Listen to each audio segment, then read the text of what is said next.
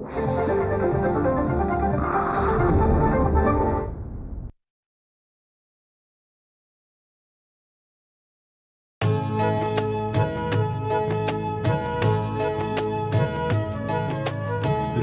स्पंदन ठेवून नाती नूतन नित्य गुंफते ती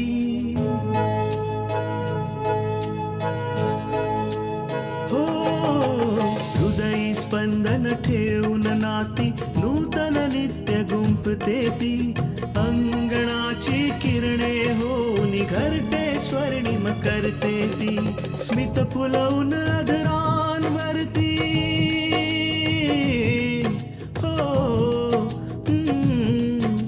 स्मित फुलवून अधरांवरती वेदनेत सुख देते ती लेक वहिनी आई होऊन जीवन आभा होते ती सुकन्या सुकन्या सुकन्या आमच्या कन्या. काय करू मी? ज्या गोष्टी मला कळल्यात त्या कशा सांगू? देव करो आणि जे आपल्याला वाटतंय ते खोटं ठरो. कारण आई आणि बाबा किती उत्साहात पूजाच्या लग्नाची तयारी करतायत. बस सोहन इकडे आला की मी त्याला सांगून त्याच्या घरातल्यांना इथे बोलणी करण्यासाठी लवकरच बोलवून घेणार. आई, आपल्याला दीनानाथजींबद्दल तेच माहिती आहे जे त्यांनी आपल्याला सांगितलंय. पण आपलंही काही कर्तव्य होतं ना की एकदा आपण जाऊन त्यांची माहिती काढणं, ते लोक कुठले आहेत, काय करतात.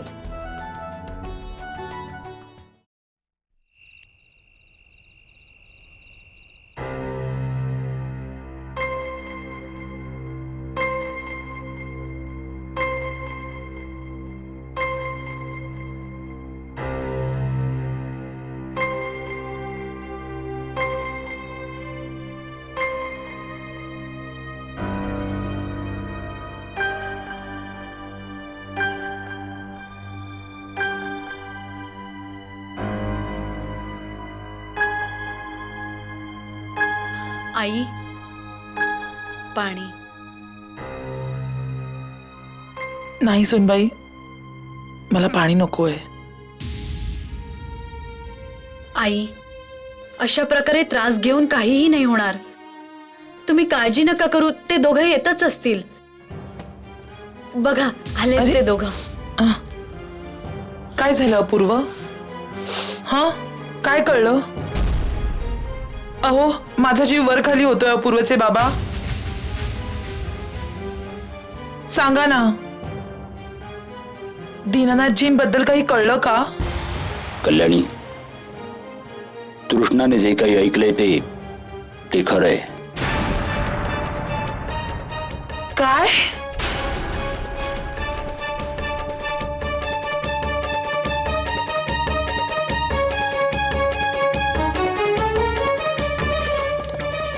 हो आई, आम्ही राजनगरला गेलो होतो. तिथे जाऊन आम्ही एक दोन नाही तर अनेकांना जाऊन विचारलं दीनानाथजींबद्दल. सगळ्यांनी आम्हाला एकच माहिती दिली की काही वर्षांपूर्वी त्यांचं कुटुंब तिथे राहायचं.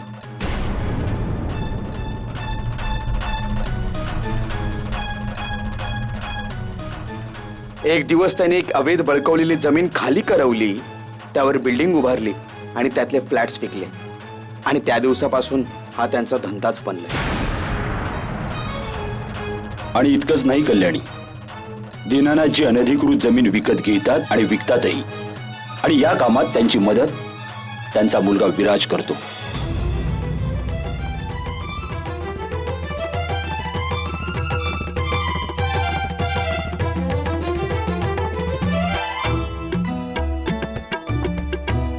एवढंच नाही, अख्ख्या राजनगरमध्ये ते डीएन साहेब आणि विजू दादाच्या नावाने प्रसिद्ध आहेत.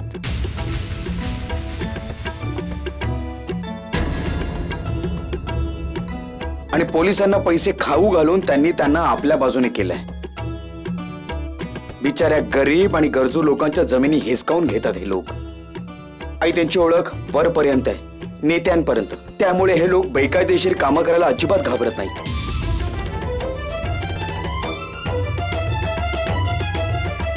आणि काही लोकांचं असंही म्हणणं आहे कल्याणी की हे बरेचसे बेकायदेशीर धंदे पण करतात.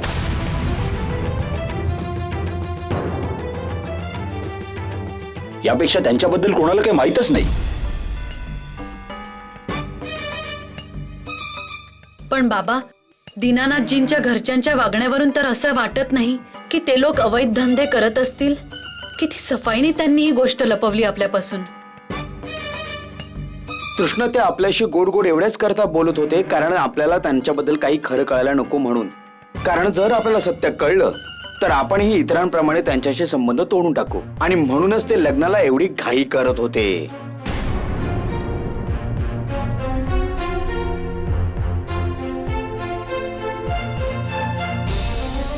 तुझ्या एक गोष्ट लक्षात आली का कल्याणी, की शकुंतलाजी जेव्हा आपल्या घरी आल्या होत्या तेव्हा खूप घाबरलेल्या होत्या, माहितीये का? कारण शकुंतलाजी MA पास आहेत.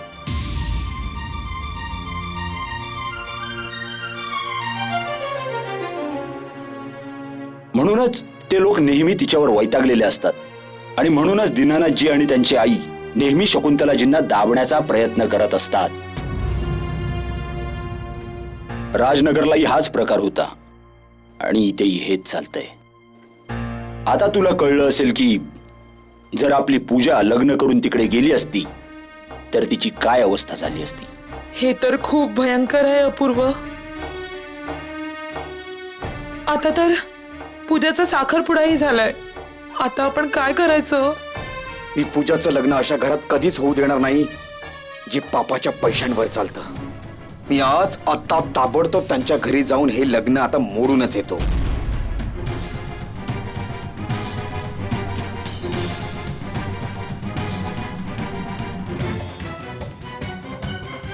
पण बेटा, एकदा अजून विचार कर.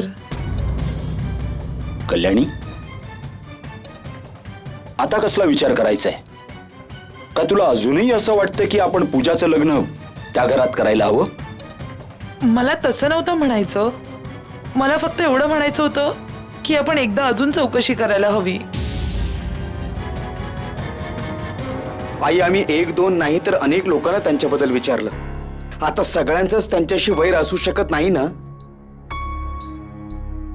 आणि आई, सध्या फक्त पूजाचा साखरपुडाच झालाय, लग्न नाही.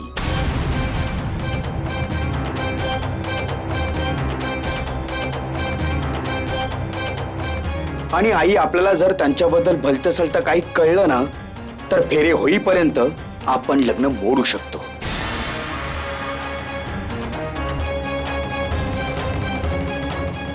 मी पूजाला आयुष्यभराकरता त्या नरकात सडण्यासाठी नाही सोडू शकत.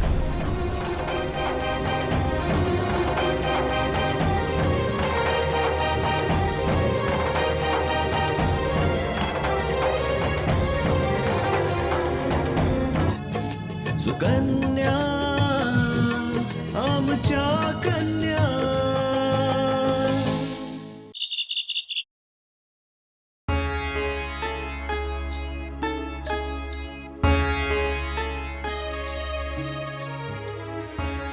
आकांक्षा, कसला विचार करतेस बेटा? काही नाही आई. काय झालं सांग मला, मी तुला काही मदत करू शकेन. आई, मी हा विचार करत होते की सगळं कसं अगदी लवकर संपून गेलं. मला कळलं सुद्धा नाही आणि माझी सगळी सुख माझ्यापासून दुरावली. बेटा, माझ्याकडे ये जरा.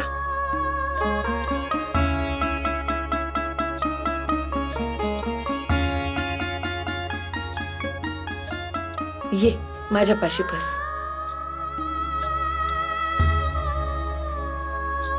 हे बघ बेटा, आयुष्यात नेहमीच असं घडतं की आपल्याला ज्याची कल्पनाही नसते ते आपल्या बाबतीत घडतं आणि ज्या गोष्टीची आपल्याला नितांत गरज असते ती कधीच आपल्याला मिळत नाही. पण असं असून सुद्धा लोक आयुष्य जगतात आणि आनंदाने जगतात. तू सुद्धा प्रयत्न कर आकांक्षा. ही नियतीची परीक्षा हसत हसत पास कर. मग बघ, तुझं आयुष्य किती बदलून जाईल. तुझं सगळं सुख तुझ्याकडे फिरून परत येईल. हो आई,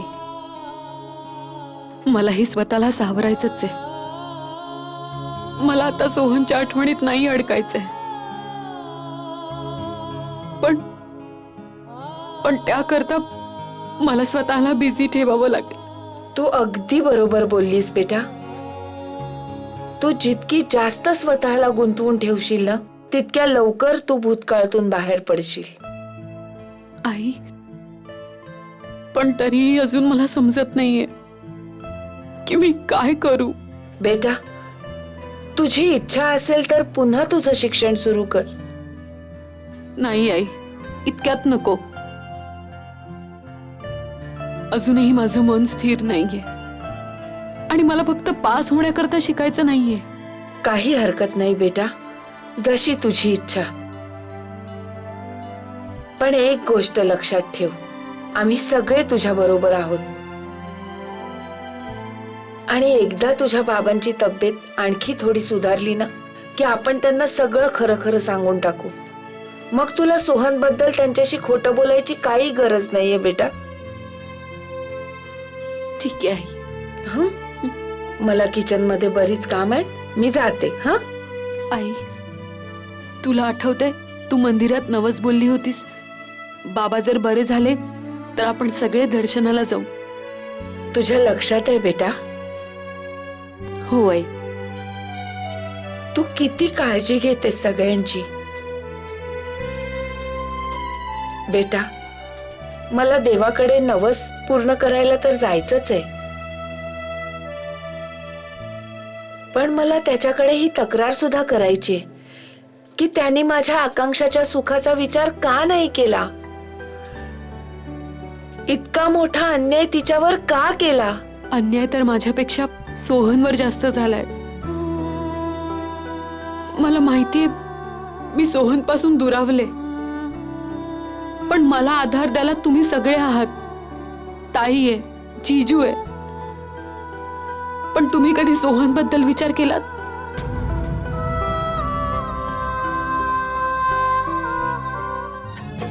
सुकन्या आमच्या कन्या. मला माहितीये मी सोहन पासून दुरावले, पण मला आधार द्यायला तुम्ही सगळे आहात. ताई आहे, जीजू आहे. पण तुम्ही कधी सोहन बद्दल विचार केलात?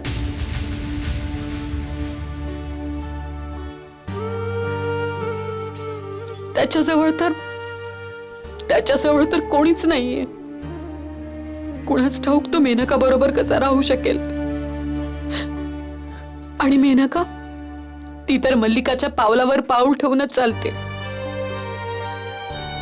तुला माहितीये आई, मल्लिकाने तिच्या नवऱ्याला सुरुवातीपासूनच घर जावई म्हणून ठेवलंय आणि मेनकाही तेच करणार आहे. मला तर भीती वाटतेय सोहनलाही मिस्टर थापर सारखी कुठली वाईट संगत नको लागायला. आणि तसंही फसवणूक करून केलेलं लग्न आणखी किती दिवस टिकणार आहे. तुझं अगदी बरोबर आहे बेटा. आई, आपण प्रार्थना सोहन करता करायला हवी. त्याच्या सुखी भविष्यासाठी करायला हवी, जेणेकरून तो आनंदी राहील. बेटा, मी एक आई आहे आणि आपल्या मुलांशिवाय दुसरा विचारही नसतो माझ्या मनात. पण मी मंदिरात जाईन तेव्हा सोहनच्या भविष्याकरता नक्कीच प्रार्थना करेन.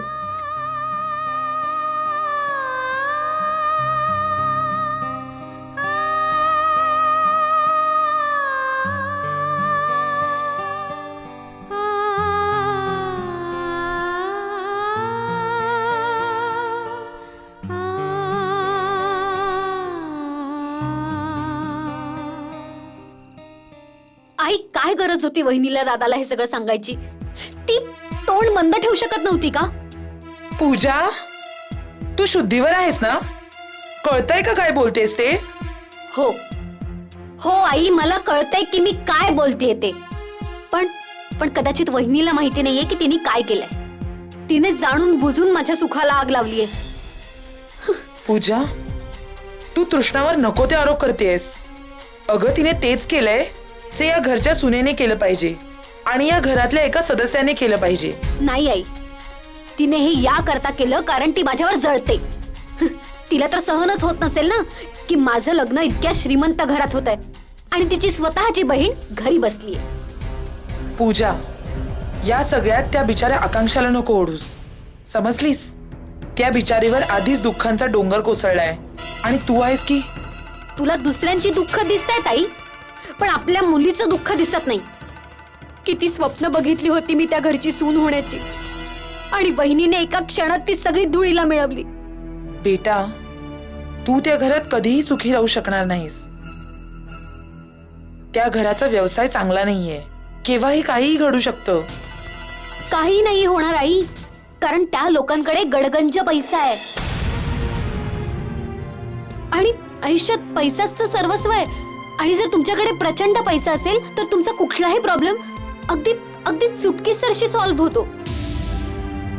पूजा, पैशाच्या लोभापायी तू आंधळी झालीयस आणि चांगल्या वाईटातला फरकही तुला कळत नाहीये. पण जाणून बुजून आम्ही तुला विहिरीत अजिबात ढकलू शकत नाही. आई, मला हे कोणी शिकवलं की आयुष्यात पैसाच सगळं काही आहे? मला कोणी सांगितलं की नात्यांपेक्षा महत्व पैशाला आहे? मला कोणी सांगितलं की पैशांनी काहीही विकत घेता येतं?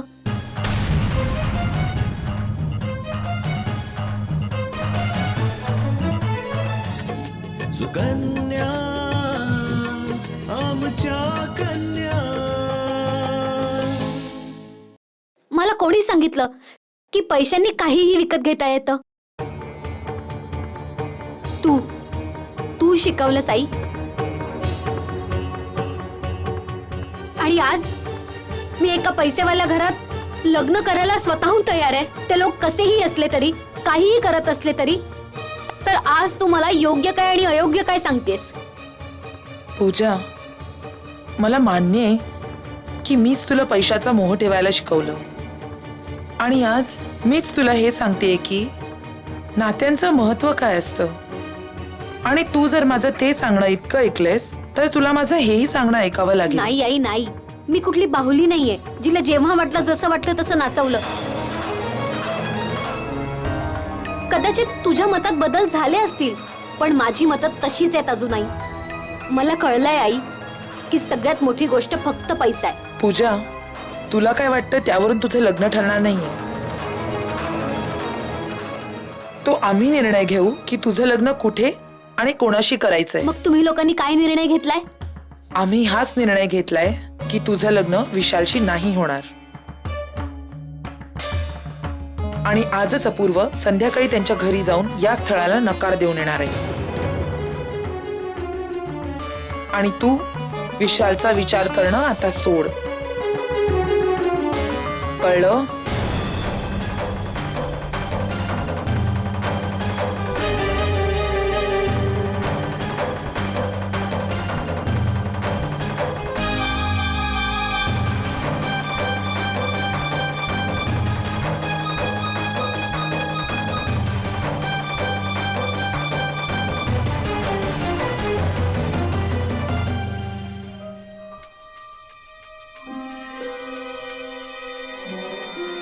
पूजाचा रंग लय गोरा हाय.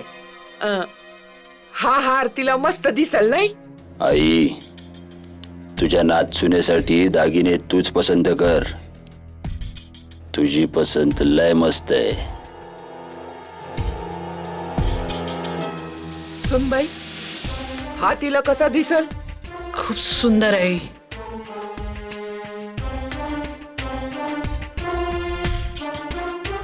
मला तर समदेत छान दिसतायत. माझं तर डोसकच नाही चालत, कोणता घेऊ न कोणता नको घेऊ.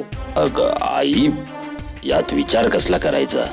तू सगळे दागिने पसंत कर, सगळे घे.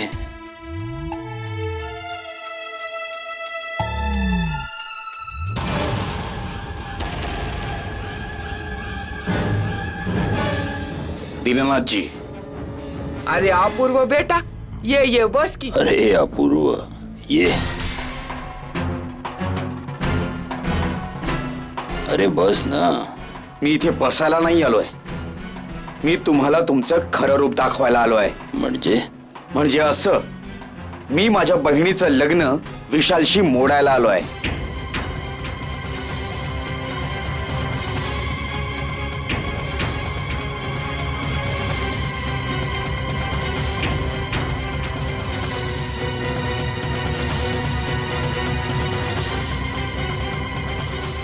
तुम्हाला काय वाटलं?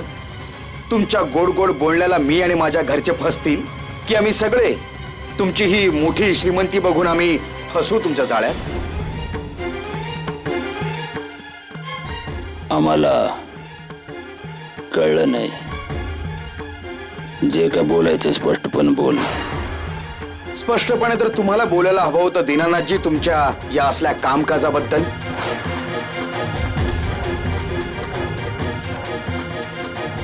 दीनानाथजी, आम्ही तर तुमचं वय आणि तुमच्या या असल्या वागण्यावर विश्वास ठेवून इतकं मोठं पाऊल उचललं की माझ्या बहिणीचा साखरपुडा लावला तुमच्या मुलाशी.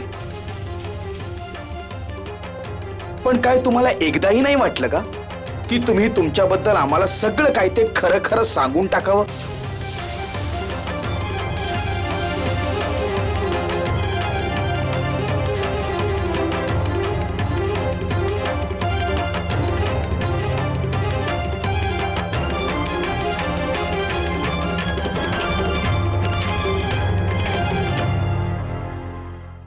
तुझे कोणी आमच्याबद्दल काय कान भरले आम्हाला काय माहित नाही. तुला तर माहिती आहे, या शहरात आमचे अनेक वैरी आहेत. शक्य आहे कोणीतरी तुला आमच्या विरोधात चिथवलं असेल. बस दीनानाथजी बस. अजून किती खोटं बोलणार आहात तुम्ही? आम्हाला तुमच्या शत्रूंनी नाही सांगितलं, उलट आम्हाला तुमच्या शेजाऱ्यांनी, तुमच्या मित्रांनी आणि तुमच्या परिचयातल्या लोकांनी सांगितलंय.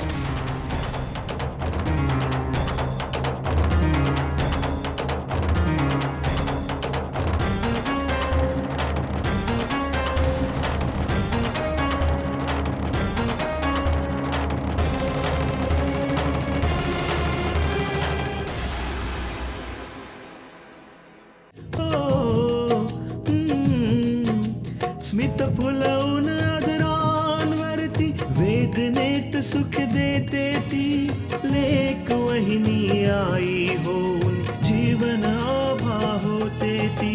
सुकन्या सुकन्या सुकन्या आमच्या कन्या.